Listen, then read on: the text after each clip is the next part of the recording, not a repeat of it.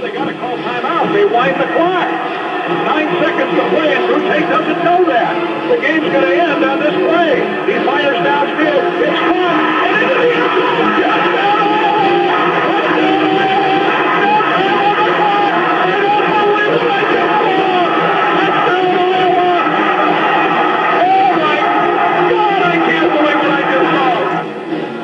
This is the 138 Miles Podcast with Isaac Stroman and Brad Lindgren. All right, welcome to the 138 Miles Podcast. This week we'll be going over the Michigan State-Iowa game. This is the Hawkeye edition of the 138 Miles Podcast. This is Brad Lindgren. Welcome to the show again, Brad. Thanks for having me. All right, first off, we're going to go over the state of the Hawkeyes here. The Hawkeyes right now are coming off a big win last week against Michigan at home that got them right back into the Legends Division race. Right now they sit at 3-2 in the Big Ten with a 6-3 record overall. They're in a three-way tie with Nebraska and Michigan for second in the Legends. Michigan State, the opponent this week, is topping the Legends Division with a 4-1 record. The Hawks are 6-0 at home. 6-0. That's huge. It's huge. The games left coming up, Purdue next week and Nebraska will be the week after, both on the road. And that'll finish off the regular season for the Hawks. But right now we're going to go into the Michigan State game this week. We're going to concentrate on winning this one first. But Brad, what can you tell me to start off about the importance of this game against Michigan State? Well, this game is huge. If we end up losing this game, we're going to have 3 losses. Michigan State's only going to have 1. That puts us at a pretty fat chance of making the title game. In fact, that might even eliminate us. This is huge. We have to win this. If we do, we'll be tied with Michigan State for, first in the Legends Division with 2 losses. And we could also be tied with Nebraska and Michigan at the end of the week, depending on how they do. But, if the Hawks win this game, we're in a sure tie for first. That's definitely true. Last week, the Legends Division was shaken up with Iowa beating Michigan and Northwestern actually beating Nebraska, so that created the three-way tie. Michigan State this weekend will be Senior Day at Kinnick Stadium. Marvin McNutt's last game among other seniors. Brad, let's talk a little bit about the importance of Marvin McNutt's career here at Iowa since it's kind of starting to wind down. He's been, a three-year starter as a receiver, came in to Iowa City as a quarterback, made the transition to receiver. Just tell us about the significance he's had here in Iowa City. Yeah, well, he's been such a big player for the Hawks in the past 3 years. He's now the new Iowa all-time touchdown, or he has the all-time touchdown receiving record. He's just a team leader, great player on and off the field. He's just a pivotal player for our team. He's definitely made some spectacular and really noteworthy catches, most notably being the Michigan State catch, actually, a couple years ago to win that game. Right, on the last play. And speaking of Michigan State, let's dive in a little and discuss their team a little bit. They're coming off the win against Minnesota last week. It was not an easy win. They eked it out 31-24 at East Lansing. They came off a loss the week before against Nebraska. That was their first Big Ten loss, second of the year. So they've shown some weaknesses. Originally, we thought they were going to be the best team in the Legends by far. That was coming in the preseason, so everybody thought maybe Michigan would contend. After they beat Michigan, though, it seemed like they had the upper hand. But now it's getting a little more murky. Michigan State. What were we just talking about before this, Brad? Where do they rank on offense and defense? Well, for rush offense, Michigan State is last in the Big Ten, but for pass defense, they're third in the Big Ten. So, they got Kirk Cousins, great quarterback. He's going to get a lot of yards, but their rushing attack is a little weak. Yeah, their rushing actually I'm surprised that they're last in the Big Ten.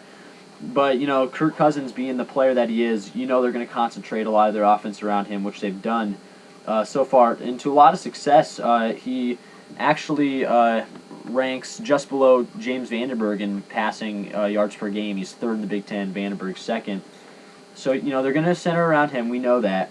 The rush that kind of causes some problems for Iowa, considering their secondary, we know, has had some trouble this year. Correct. So. Yeah, well, pass defense in the Big Ten, Iowa ranks, 10th. So that's a little cause for concern because Michigan State has the third best pass offense.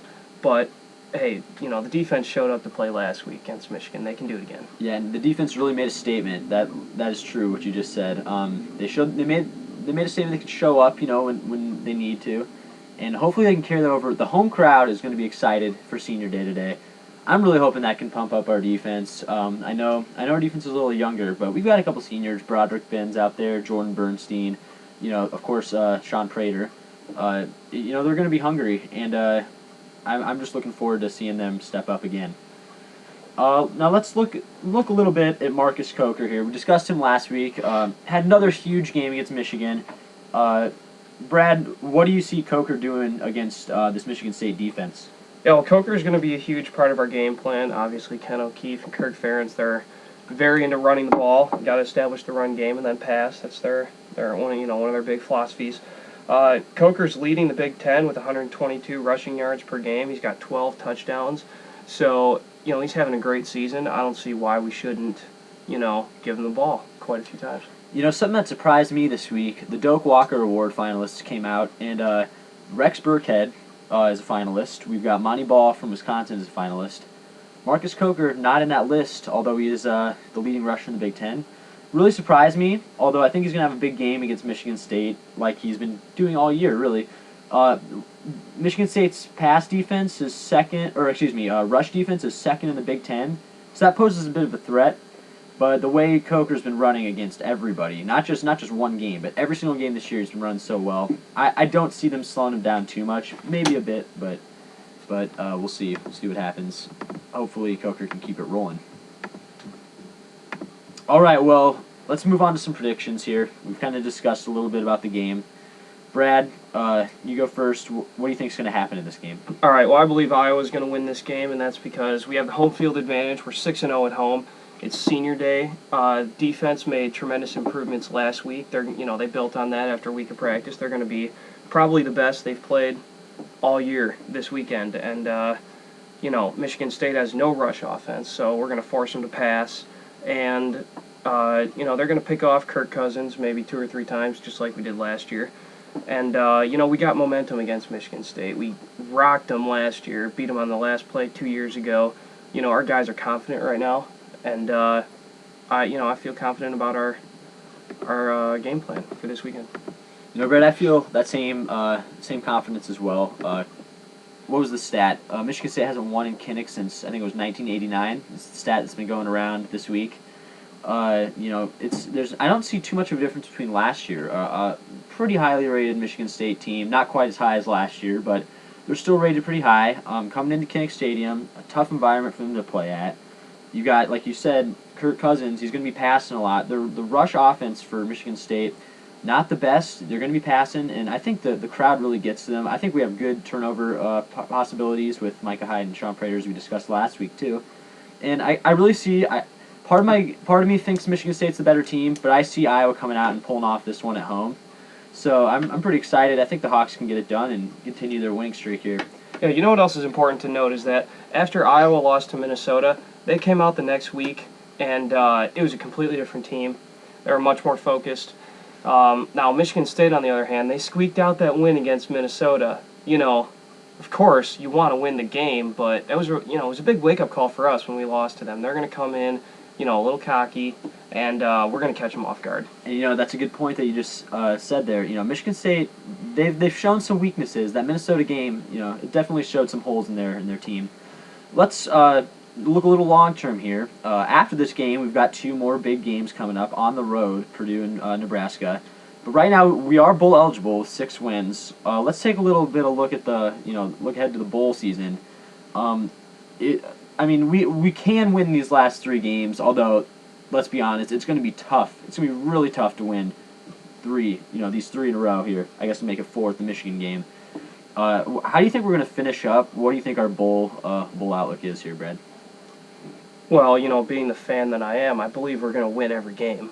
I've already given you my reasons why we're going to beat Michigan State. Purdue is a much improved team, but I still think we're a better team than Purdue. As long as we stick to our game plan and execute, there's no reason why we shouldn't beat Purdue.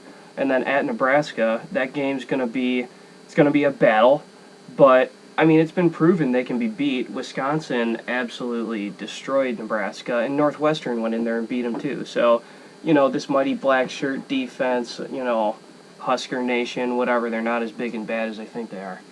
And I mentioned in my last blog post too, Iowa. I think we can win 3, but even if we win 2 out of 3, I think it's really critical to at least win 2 for the Hawks. Yeah. The separation of a 7-win bowl game and 8-win bowl game, it's a pretty big one right there. Oh, every win is huge when it comes to bowl games. 8 wins is so much better than 7. Yeah, and they just the wins just have that big of a difference for each bowl game. They're just going from Detroit to Texas for a bowl game to Florida possibly for a bowl game. It's that big. And it's just one game that separates them. There will definitely be more bowl talk to come here in the future as we get closer to the end of the season. And we're just gonna we're gonna wrap it up here. But first, I want to mention the Iowa Hawkeye basketball season tips off tonight. They're playing Chicago State here in Iowa City, Carver Hawkeye Arena. We're looking forward to a good season here. Brad, I know you love to go to the basketball games too. Of course. Just give us a brief intro. We'll talk more about basketball later. Give us a little brief intro. What do you think is going to happen with the Hawks this year? Well, last year was, head coach Fran McCaffrey's first year, and there were some growing pains in there. We had a real young team, but of course, this year we only lost one senior last year, and we are going to miss Jared Cole. We are going to miss him. He was a great player, but our team is just very improved. Coach McCaffrey has a year under his belt now. All the players have been together for a year. So, for players like Melson and Roy Devin Marble, to have huge years. Those two are a couple young guys that I'm really looking forward to. We got the leadership of Matt Gatens again, Bryce Cartwright. He had a really good season last year. I'm excited about Hawkeye basketball. We'll be at the game tonight against Chicago State. Look for a blog post after that or tomorrow, sometime during the day. But in one more little note, I know 138 Miles Cyclone Edition had a podcast the other day. They'll be posting stuff and doing some podcasts. They got a bye week this week, but they've got a game the next week, so look for that stuff too. And with that is it for us. So Brad, any last words? Go Hawks! Go Hawks! That's what it sounds like around here. Everybody's pumped up for the big Senior Day game. So we're signing off here. Go Hawks on Iowa. Let's beat Michigan State.